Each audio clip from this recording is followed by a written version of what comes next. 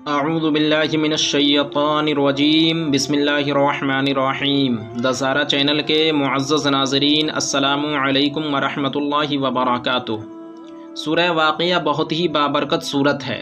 حضرت انس رضی اللہ تعالی عنہ سے مروی ہے کہ رسول اللہ صلی اللہ تعالی علیہ وسلم نے فرمایا، سورہ واقعہ تونگری یعنی خوشحالی کی صورت ہے، لہٰذا اسے پڑھو اور اپنی اولاد کو سکھاؤ۔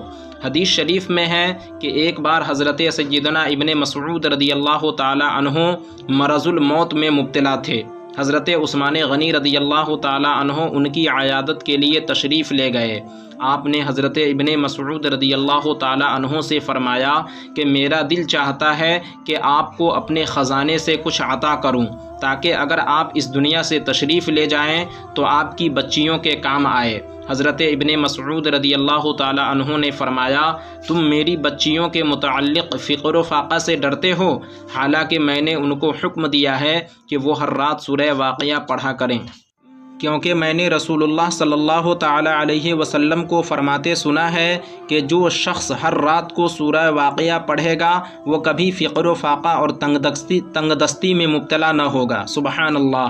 صحابہ کرام رضوان اللہ تعالی علیہم اجمعین کا کیا عقیدہ تھا کہ سرکار نے فرما دیا کہ اس سورہ کی تلاوت کرنے والا کبھی تنگ دست نہیں ہوگا، تو انہیں یقین تھا کہ ہمارے بچیوں پر بھی کبھی ہمارے گزر جانے کے بعد فقر و فاقہ مسلط نہیں ہو سکتا اگر ہماری بچیاں سورہ واقعہ کی تلاوت کرتی رہیں۔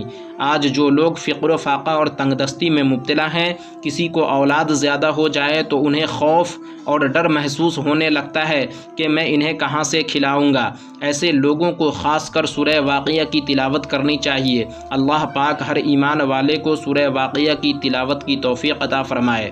سورہ واقعہ 27ویں پارے میں ہے۔